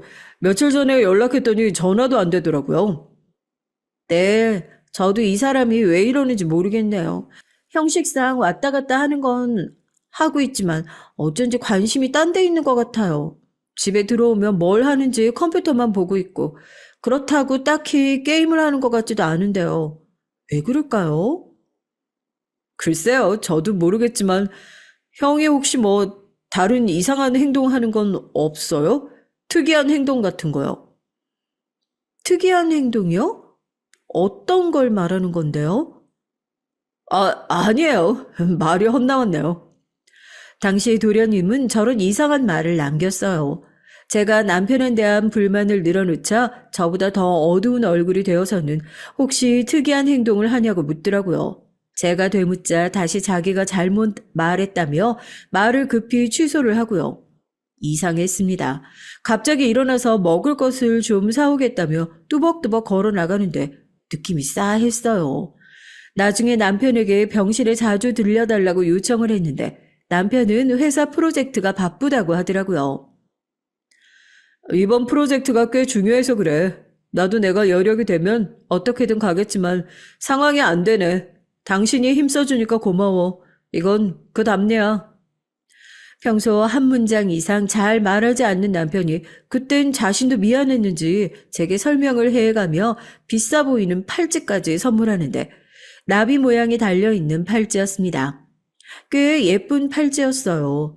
근데 그 팔찌보다 문득 도련님 말이 스쳐 지나가면서 혹시 남편이 딴 데 눈이 팔려 있는 게 아닐까 하는 생각이 들더라고요. 외도요. 남편의 야근이 유독 많은 것도 수상했고요. 남편의 무뚝뚝한 성격을 누가 좋아해 줄까 싶기도 하지만 남편은 외모가 괜찮은 편이었거든요. 실제로 회사에 있을 때 저만 남편을 좋아한 것도 아니었고요. 그때부터 전 남편이 외도를 하고 있을지 모른다는 생각에 남편만 보면 가슴이 벌렁벌렁 뛰기 시작했어요. 더 이상 안 되겠다 싶어 이걸 친구한테 말했을 땐 난리가 났고요. 뭐? 바람? 아니, 그럼 당장 뒤를 파보든지 해야지. 너 뭐 본 거라도 있는 거야? 얼른 미행해보고 증거 잡을 수 있는 거 있으면 잡아. 내가 이혼으로 고생하는 친구들 한두 명 보니? 지금 증거 안 잡아놓으면 나중에 눈치채서 내빼버릴 수도 있다고. 그럼 이자료고 뭐고 한 푼 못 받고 끝나는 거야. 알았어. 당장 알아볼게. 순간 친구의 말을 듣고는 정신이 확 깨더라고요. 이때껏 걱정만 하고 있었던 스스로가 창피했죠. 전 당장에 남편 블랙박스부터 내비게이션 기록, 핸드폰 채팅창 내용까지 다 뒤지기 시작했답니다. 그런데 여기서 이상했던 것이 너무나 깨끗했다는 것이었어요. 남편이 깔끔한 걸 좋아하는 성격이긴 했지만 마치 일부러 지웠다는 듯 채팅창도 업무 내용 빼고는 다 지워져 있었죠. 굳이 왜 지웠을까? 내가 뭔가 눈치챘다는 거 들킨 걸까? 찾으면 찾을수록 의심이 초조함으로 변해갔습니다. 그러던 어느 날 사건이 터졌어요. 밤늦게 퇴근한 남편이 저한테 소주를 한 잔 하자고 하더라고요. 이런 일이 별로 없는데 그날따라 뭔가 진지한 표정이길래 덜컥 겁이 났죠. 혹시 당신 내 핸드폰 봤어? 어? 순간 말문이 막혀버렸습니다. 남편은 그런 제게 자기가 그런 프라이버시 중요하게 여기는 거 모르냐며 다다다다 쏘아대더군요. 제 행동이 선을 넘었다는 거죠. 저도 부부 사이에 있어 신뢰에 어긋나는 행동 하고 싶지 않았습니다. 근데 의심이 되는 걸 어떻게 하나요? 일단은 미안하다는 말을 꺼내며 어쩔 수 없이 진심을 밝히게 됐죠. 그게 당신이 바람을 피는 것 같아서 미안해. 나도 친구 말에 너무 홀랑 넘어간 것 같아. 알잖아, 나 귀 얇은 거. 미안해. 뭐? 내가 바람을 피웠다고? 남편의 얼굴이 황당함으로 변해갔어요. 어떻게 바람을 생각할 수 있는 건지 이해할 수 없다고 하더라고요. 사실 그도 그럴 것이 남편이 뭐 여자 향수나 립스틱을 묻혀 온다거나 하는 일은 없었거든요. 그저 친구 말에 제가 쉽게 넘어가 버린 거죠. 남편이 자기는 바람을 핀 적이 없다며 대놓고 핸드폰 내용, 메일 내용 전부를 보여주더군요. 확인을 마치자 저도 스스로가 바보같이 느껴져서 말을 잇지 못하고 입술만 잘근잘근 뜯었습니다. 역시나 남편은 더 화가 났는지 목소리가 커졌어요. 당신 어이없다. 어떻게 배우자의 바람을 그렇게 쉽게 의심해? 부부인데 이건 아니지. 신뢰를 무너뜨리고 싶어? 미안해, 여보. 나도 내가 이렇게 의심이 많은 성격인 줄 몰랐어. 미안해, 정말. 다신 이런 행동 하지 마. 아주 바보 같으니까. 다음부턴 절대 이런 일 그냥 넘어가지 않을 거야. 근데 여보. 근데 원래 자기 기록 같은 거 잘 지워? 원래 그랬잖아. 왜? 그것도 의심돼? 휴지통까지 보여줘?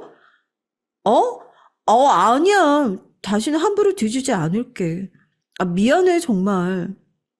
제가 100배 빌고 사과함으로써 결국 일은 그렇게 마무리가 됐죠. 남편 역시 더 이상 분란을 만들고 싶어 하지 않는 것 같아서 넘어갔어요.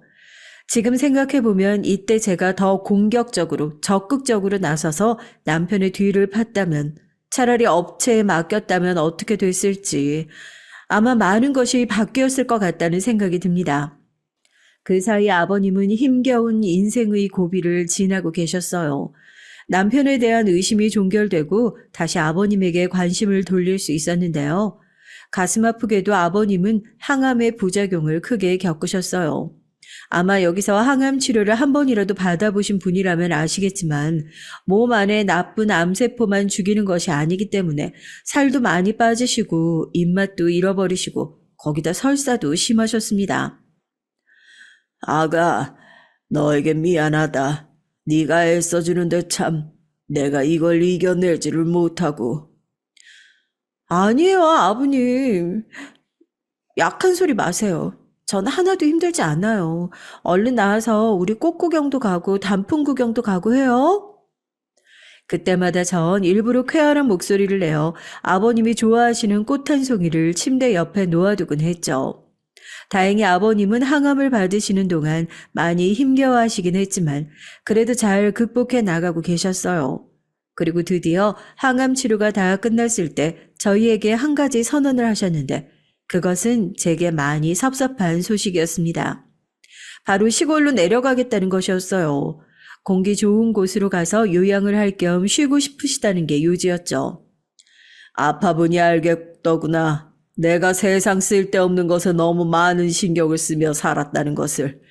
진즉 좀 스트레스 덜 받고 건강에 신경 쓰며 살면 좋았을 걸 말이야.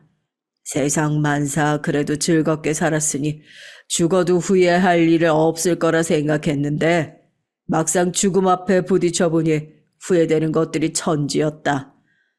애들아, 뭐니 해도 건강이 최고란다. 그리고 어느 정도 즐기면서 살아야 돼.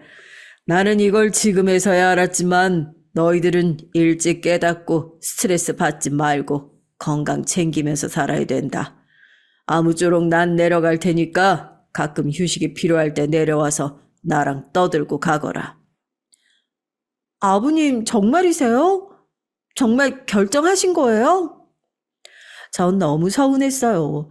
제게 결혼 생활 내내 많은 지지대가 되어주셨던 분이 곁을 떠나간다는 생각에 외로움도 한켠 들더군요. 그만큼 아버님은 제게 의미가 깊었던 분이었습니다. 하지만 아버님은 그 한 말씀을 남기시고 집을 처분하신 뒤 빠르게 시골로 내려가셨어요. 사람 만나는 것도 좋아하시고 여기서 친구분들도 꽤나 많으셨는데 그 모든 걸 다 처분하고 내려가실 정도면 건강을 잃으시면서 느끼신 게 큰 것 같았죠. 그 후 도련님이 결혼할 여자를 데려와 장가를 가고 또 저희 사이에도 아기가 생기면 인생은 아무렇지 않게 굴러가기 시작했습니다. 저와 남편은 사실 임신을 위해 딱히 크게 노력한 건 없었는데 제가 체질적으로 임신이 잘 되는 체질이었던 건지 마음을 먹으니까 쉽게 아기씨가 들어서 버렸어요. 친정 엄마는 축복 중에 그런 축복이 없다며 동네 잔치를 열 기세였습니다. 네 오빠들 중에 정상이 하나도 없어서 내가 마음고생만 오라지게 했는데 너라도 임신하고 손주 소식 들고 오니까 얼마나 기쁜지 모르겠다. 아이고, 우리 딸 창하다 창해. 기특해. 물론 아버님 역시 굉장히 좋아하셨어요. 아버님은 공기 좋고 물 좋은 시골에서 간간히 소식을 전하곤 하셨는데 가끔씩 직접 농사 지으신 채소들을 보내시기도 하셨죠. 제 임신 소식을 듣곤 뭐? 아유, 아니 정말이냐? 나한테 손주가 생긴다고? 아이고, 하늘이 나를 살리신 것만도 감사한데 또 이런 감사한 소식이 있었구나. 아들일까 딸일까? 아이고, 너무 궁금하네. 그러지 말고 내가 조만간 니들 사는 곳에 한번 가마. 우리 둘째 놈하고 다 같이 모여서 식사라도 함께 하자. 그러며 서울로 냅다 오셔버렸죠. 제가 입덧이 좋아졌을 시기에 오셔서 그날은 오랜만에 아버님과 즐겁게 못단 수다를 떨며 회포를 풀었답니다. 사실 아버님이 시골에 계시니 전보단 교류가 적어졌고 예전같이 어디를 다닐 기회가 없어 아쉬웠는데 얼마나 좋던지요. 마치 오랜 친구를 만난 것 같았습니다. 그런 마음에 종일 떠들고도 하룻밤만 자고 가라고 조르게 됐어요. 그런데 그때 남편이 저를 구석으로 끌더라고요. 저기, 꼭 아버지 우리 집에서 재워야 돼? 어? 그게 무슨 말이야? 아버님 반년 만에 보는 거잖아. 왜? 여기서 재우시면 안 될 이유라도 있는 거야? 아니, 그건 아니고. 난 좀 불편해서. 당신이 아버지가 불편하다고? 아니, 왜? 처음 듣는 황당한 소리였습니다. 전혀 누군가를 불편하게 할 시아버지가 아닌데 갑자기 남편은 왜 이러는 걸까요? 제가 따져 물으니 절대 답은 해주지 않고 자긴 불편하니 내보내란 말만 하더군요. 그러다 결국 제가 의견을 물으지 않으려 하자 그럼 제 마음대로 하라며 토라진 데 뒤를 도는데 황당했죠. 보통은 제가 저희 친정엄마를 데려온다거나 할 때 이런 상황이 발생되지 않나요? 그리고 정말 이해가 안 되었던 건 실제로 나중에 저희 친정엄마가 저희 집에서 아이를 봐주겠다고 일주일이나 머물다 가신 적이 있었는데 그땐 남편이 불편한 기색을 비추지 않았거든요. 여러분들이라면 이해가 가시겠어요? 딱히 남편과 시아버지 사이 드러나는 갈등은 없었는데 말이죠. 그리고 그땐 시아버지는 저희 사이에서 작은 실랑이가 있는 것 같으니 도리어 약간 불편해하셨고 그렇게 마음이 찝찝한 채로 그 다음날 아침 배웅을 하게 됐습니다. 아버님 자주 오셔야 돼요. 아니 아버님이 오시는 게 아니라 제가 자주 갈게요. 아기 낳고 손주 보여드리러 갈 테니까 건강히 계세요. 화투 너무 많이 치지 마시고요. 담배는 절대 안 되는 거 아시죠? 알겠다, 알겠어. 우리 며느리 아니면 누가 내 걱정을 해줄까 몰라. 그나저나 다음에 시골 오면 내가 소개시켜줄 사람이 있어. 이쁜 사람이 있는데 사람이 야무지고 착실해. 우리 집 논반 일도 잘 도와주고 꼭 소개시켜줄게. 어머나, 세상에 그새 만나시는 여자가 있으신 거예요? 역시 멋쟁이 아버님. 꼭 소개시켜 주세요. 제가 엄청 싹싹하게 대해드릴게요. 몰랐는데 아버님께서는 만나시는 여자가 있었던 모양이었습니다. 실로 어머님을 보내시고 몇십 년 만에 하는 연애이실 텐데 수줍어도 하고 떨려하실 모습이 눈에 그려져서 얼른 그 모습을 보고 싶었죠. 후에도 전화를 할 때마다 가끔씩 그 정자라는 아주머니에 대해서 제게 말해주시곤 했는데 그 고민 상담들이 참 귀엽게 느껴졌습니다. 정자 씨가 나를 좋아하는 게 맞는지 아닌지 가끔은 헷갈린단 말이야. 아니 저번에 이장님 밭에 가서 일을 도와주는데 그걸 보면 나한테 마음이 없는 것 같기도 하고 또 어제는 갑자기 나 먹으라고 고구마를 한 소쿠리를 쪄서 갖다 주는 게 마음이 있는 것 같기도 하고 에휴 난 모르겠다 모르겠어. 이런 말들이 새삼 너무 귀엽게 느껴져서 혼자 조용히 속으로 웃곤 했죠. 그래도 아버님이라면 당연히 그 여자분이 아버님을 좋아하실 거라도 확신하고 있었답니다. 근데 그 확신이 현실이 되어 정말로 이렇게나 빨리 진도가 나가버릴진 모르고 있었죠. 아버님께서 제가 소중한 딸을 안아두고 시골에 내려간 날 그 정자 아주머니와 함께 나란히 앉아 웃고 계신 거예요. 정자 아주머니는 수줍은 얼굴로 아버님의 손을 잡고 계셨고요. 전 어머하며 연신 탄성을 내질렀죠. 아이고 별소리를 다 하네. 얼른들 들어와라. 정자 씨가 우리 며느리랑 아들들 온다고 하니까 귀한 밥상 마련해 놨다. 얼른 와서 들어. 차린 건 없지만 한번 맛 좀 보세요. 이거 수정과도 직접 담갔어요. 먹어봐요. 아버님의 짝으로 정자 아주머니는 아주 괜찮으신 분 같았습니다. 햇볕에 살갗이 많이 타셨지만 그래도 이목구비가 오똑하셔서 예쁘장하셨고 말씨도 고우신 게 심성도 고와 보이셨죠. 무엇보다 아버님을 향한 애정어린 눈길, 꿀이 뚝뚝 흐르는 눈길, 그걸 보고야 말았죠. 병을 깊이 앓으셨던 아버님이셨으니 그 누구보다 행복하시길 바라고 있었는데 드디어 이제서야 진정한 행복을 찾으신 것 같아 마음이 기뻤습니다. 그런데 딱 한 사람, 여기서 이 관계에 별 관심이 없는 건 남편뿐이었어요. 남편은 이날 원래 일 때문에 못 온다는 걸 제가 억지로 끌고 와서 그런지 종일 노트북과 핸드폰만 볼 뿐이었죠. 식사 자리에서도 모두가 정자 아주머니에게 질문하고 화기애애하게 웃고 떠들기 바쁜데 혼자만 겉돌고 있더라고요. 나중엔 제가 다 외려 민망해서 남편을 끌고 가 말 좀 하라고 보챘습니다. 입에 지퍼 잠갔어? 왜 그래? 우리 은수까지 데리고 왔는데 이럴 거야? 아니 내가 말했잖아. 회사 일이 바쁘다고. 그러니까 왜 무작위로 사람을 끌고 내려와? 당신 말 참 이쁘게 한다. 오랜만에 보는 아버님한테 그러고 싶어? 아버님이 행복한 게 싫어? 그게 나랑 뭔 상관인데? 그리고 남편은 아무 대꾸하지 않았습니다. 말수가 별로 없다고만 생각했던 남편이었는데 그것을 넘어서 차갑고 정이 없는 그런 사람으로 생각이 되더군요. 남편은 당시 사업을 시작했는데 바쁘단 핑계로 아이 교육에도 뭐에도 별로 관심이 없었어요. 여기에 불이 붙듯 한 가지 사건이 더 일어나게 됐습니다. 남편이 얼마나 동정심이 없고 공감이라는 능력 자체가 없는 사람이지 알게 된 사건 말이에요. 어느 날 딸아이와 남편과 함께 오랜만에 주말 외식을 즐기고 와서 TV를 보고 앉아있는데 갑자기 남편이 그러더라고요. 그때 보고 있던 영상이 동물들을 고속도로에 버리고 나쁘게 대하는 사람들에 대한 영상이었는데요. 그걸 보고 딸아이가 눈을 가리며 무섭다고 울먹거리길래 제가 눈을 대신 가려줬죠. 근데 남편이 이렇게 중얼거리는 거예요. 저게 뭐가 슬프다는 거야? 요즘 방송들 참 가식적이야. 동물이 사람이랑 같아? 남편은 그러고선 이해할 수 없단 표정으로 절 빤히 쳐다보더라고요. 순간 내 남편에겐 양심의 가책이랄까 그런 게 없는 건가 생각이 스치는데 저도 모르게 핸드폰에 소시오패스라는 단어를 치고 말았습니다. 거기에 적힌 특징들을 보는데 교묘하게 남편과 맞아 떨어지는 것들이 보였어요.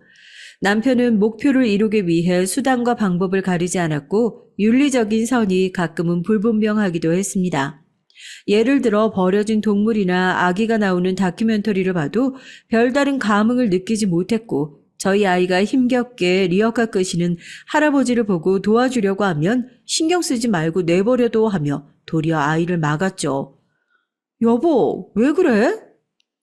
뭐가? 아니, 애가 도와주려고 할 수도 있지. 뭘 그걸 구태여 맞기까지 해. 당신 오지랖 지나치단 생각 안 들어? 저런 노인 도와줘봤자 뭐 하냐고. 저런 사람들 세상에 있어도 없어도 그만인 사람들이야. 그리고 한 번 도와주면 거지처럼 계속 구걸한다고. 정이 뚝 떨어졌습니다. 말을 섞고 싶지가 않더라고요. 그래서 남편과는 더 냉전인 관계가 이어졌어요. 나중에 저희 아이가 아토피가 너무 심해서 잠시 공기가 좋은 지역으로 내려가게 됐는데 그 몇 년간은 남편과 별로 말도 섞지 않았죠. 다행히 그 동네에 친정 엄마가 계셔서 엄마가 많이 도와주셨어요. 김서방이랑 여전히 사이가 안 좋아? 아이 근데 내가 보기에도 좀 그렇긴 하더라.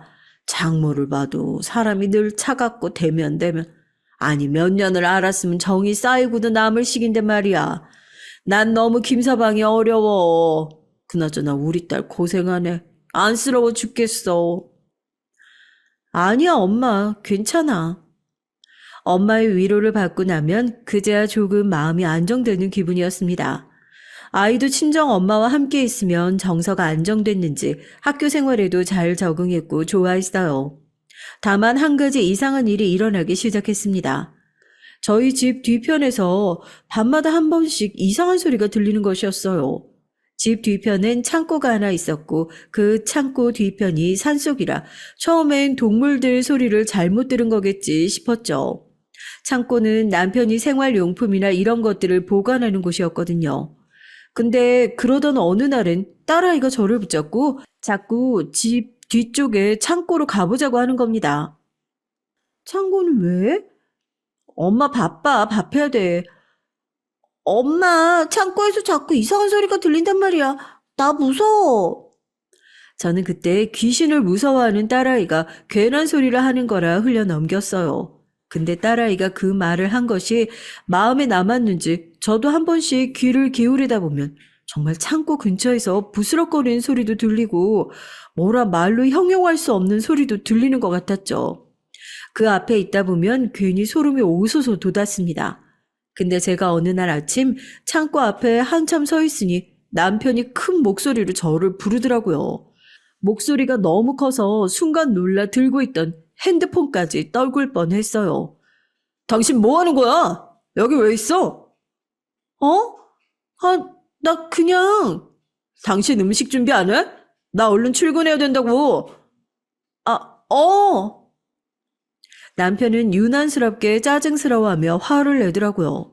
평소에 아침밥 준비가 늦었다고 화를 내는 사람이 아닌데 그날따라 그러는 것이 마치 뭔가 들킨 사람 같았습니다. 들키지 말아야 할 것을 들킨 그런 느낌을 받았죠. 전 남편의 만류에 곧장 집으로 들어갔지만 그 뒤에는 남편이 창고 문을 단단히 잠그는 소리가 들려서 저도 모르게 발걸음을 멈췄습니다. 왜 저렇게 예민하게 구는 거야? 뭐가 있다고 저기? 처음엔 단순히 짜증이 났지만 밤새 남편이 자물쇠를 잠그는 소리가 잊혀지지 않았어요. 특히 밤이면 더 생각이 났습니다. 어느 날은 창고 안을 슬쩍 들여다볼까 생각하기도 했고요. 하지만 어처구니 없는 생각이라고 여기고 스스로 고개를 가로저었어요. 아마도 전 이때 분명 어떤 직감을 느꼈지만 무시하려 했던 것 같습니다. 무언가 엄청난 것을 알게 될까봐 두려워하는 마음이 작동한 것 같아요. 하지만 그러던 어느 날 딸아이가 저를 부르는 소리가 들렸죠.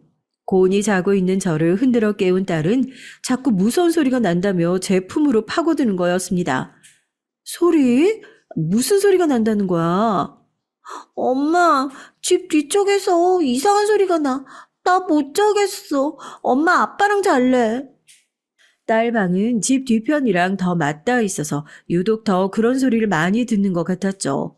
결국 전 딸 방을 저희 방과 바꿔줬습니다.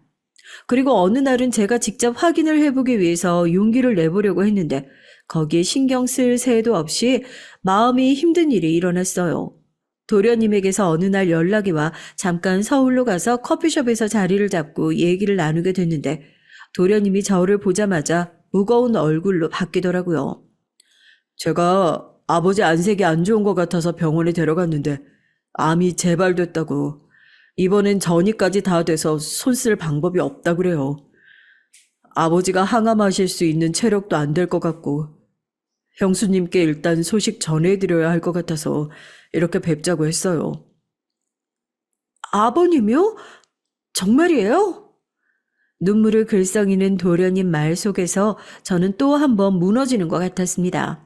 결국 아버님은 호스피스 병동으로 가게 되셨고 저는 이제 아버님의 마지막을 정말 준비해야 한다는, 이별을 준비해야 한다는 것을 깨달았어요. 나는 괜찮다. 너무 걱정하지 마라. 그나저나 니들이 나 보러 오느라고 고생일까봐 그게 더 걱정스럽구나. 큰애도 그렇고 다들 바쁠 텐데. 아니에요, 아버님. 그게 뭐가 걱정이에요. 아가야, 나는 언젠가 이렇게 될 줄 알았다. 그러니 너무 슬퍼하지 마라. 이만큼 누리고 살았으면 됐지. 뭘 더 살겠다고 욕심을 부리니? 이 정도면 충분하다. 정자 씨도 만났고 우리 복덩이 며느리도 얻었고 손녀도 보았고 됐다. 아버님은 그날따라 미련이 없어 보이셨어요. 뭐랄까 체념을 하신 듯 보이셨습니다. 그저 자신의 운명이니 덤덤히 짊어지고 가겠다는 것 같았죠. 그 앞에서 전 아무 말을 할 수 없었습니다. 그저 병실에서 나오며 복도를 걸어가는 내내 시야가 뿌얘질 정도로 울었을 뿐이었죠. 아버님은 끝까지 남편 걱정도 중간중간 하셨지만 남편은 정작 찾아오지 않았어요. 정자 아주머니가 옆에 계시다는 게 다행이었죠. 그리고 아버님은 찾아뵐 때마다 점점 눈에 띄게 쇠약해지시더니 마지막 임종을 맞이하기 직전이 되자 저를 따로 부르셨습니다. 네, 아버님, 저 왔어요. 아버님 며느리 왔어요. 아가, 너에게 할 말이 있다. 이거 꼭 잊지 말아야 한다. 나 믿지?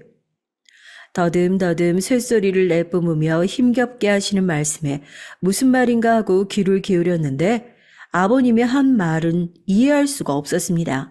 제가 생각한 것이 전혀 아니었거든요. 네 남편 뒤를 꼭 봐봐. 네? 아버님, 그게 무슨 말씀이세요? 이상하다.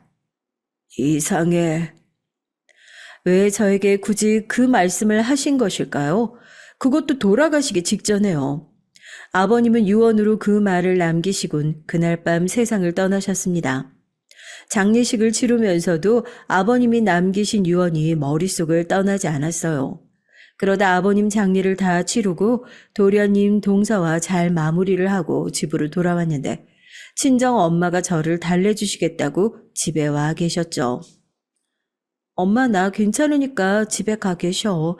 나 혼자 있을 수 있어. 정말 괜찮겠어? 나 괜찮아. 전 저도 모르게 엄마를 집으로 돌려보냈습니다. 그리고 발걸음을 옮겨 집 뒤편의 창고를 향했어요. 저번 날부터 딸아이가 이상한 짐승 울음소리가 들린다고 했던 그 창고요. 전 창고를 향하면서 그 문고리를 잡을 때까지 제발 아니길 바라는 심정이었던 것 같습니다. 이건 내 망상일 거야, 내 착각일 거야 하면서요. 하지만 창고 문을 열자마자 닥쳐온 광경은 제가 도통 감당해낼 수 있는 것이 아니었어요. 바로 모녀가, 그것도 엄마 쪽은 옷이 다 찢겨진 채로 딸을 끌어안은 채 저를 쳐다보고 있었거든요. 구해주세요. 제발 구해주세요. 40대 중년으로 보이는 여자가 저를 보며 이렇게 외치고 있었습니다. 전 털썩 주저앉아 어찌 해야 할 바를 모르고 있다가 이내 정신을 차리곤 모녀 쪽으로 다가가서 손에 감긴 쇠사슬을 풀어줬습니다. 옷도 축혀 세워 올려주었고요. 어떻게, 언제부터 여기에? 당신 남편이 우리를 감금해놓고 짐승처럼 부리고 있어요. 그 못된 새끼, 쳐죽일 새끼가요. 얼른 경찰에 신고해줘요. 우리 좀 구해줘요. 우리 애가 많이 아파요. 도와주세요. 여자의 말에 여자아이를 보니 어린아이는 한눈에 봐도 비쩍 말라 보이고 안색도 시퍼런 게 결코 상태가 좋아 보이지 않았습니다. 전 다급히 112에 신고를 했고 곧바로 경찰이 들이닥치게 됐어요. 그때부터 상황은 쭉쭉 흘러가게 됐습니다. 알고 싶지 않았던 진실부터 남편에 대한 추악한 비밀까지 모두 선연히 펼쳐지게 됐죠. 저는 참 이때 어떻게 다 버티고 서 있었는지 모르겠어요. 아마 딸아이와 엄마가 없었다면 그대로 정신을 놓고 싶었을 거예요. 일단 여러분들이 가장 궁금해하실 그 모녀의 정체는 남편이 좋아했던 여자였고 그 여자의 딸이었습니다. 남편이 다니는 술집 접대부였는데 자기의 마음을 받아주지 않자 그대로 딸까지 납치해 감금해버린 것이었다고 진술을 했습니다. 전 그 인간이 처음부터 이상했어요. 눈빛도 그렇고 저희 술집 단골이었는데 이상하게 팁도 많이 줘서 깨름칙했거든요. 여자는 제 남편이 이상한 사람이라는 것을 눈치채고 자기에게 해가 될 것 같아 일부러 만남을 갖지 않으려고 했다고 합니다. 남편은 몇 번이나 같이 살자고 했다고 해요. 두 집 살림을 하자고요. 그런데 그 여자의 거부가 남편으로 하여금 더 추악한 행동을 하게 만든 것이었죠. 지금도 전 아직도 잊지 못해요. 창고 뒤편에서 딸아이가 들은 짐승 소리, 그리고 저도 은연중 악몽처럼 들었던 울음소리. 그것이 실제 사람이 냈었다는 소리라는 걸 생각하면 너무도 소름이 끼칩니다.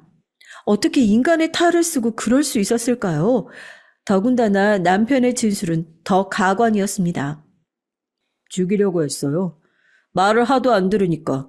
죽어도 싸잖아요. 어차피 술집에서 일하는 애인데 안 그래요? 만약 제가 정시의 모녀를 발견하지 못했다면 남편은 죽일 계획이었습니다. 다행히 시아버지의 유언으로 제가 발견해서 살아나갈 수 있었던 것이었죠. 그나저나 저희 시아버지가 어떻게 남편의 이런 짓을 눈치채실 수 있었는지 전 그것이 미지수로 남아있었는데요. 도련님의 말을 통해 조금이나마 유추해 볼 수 있었습니다. 사실 저랑 아버지가 형수님에게 말하지 못했던 것이 있어요. 저희 형이 예전에 어렸을 때 자기가 좋아하는 여자아이를 저희 집에 가두었던 적이 있거든요. 저와 아버지가 둘이 낚시를 갔을 때요. 돌아와 보니까 어떤 여학생이 형 방에서 울며 살려달라고 하더라고요.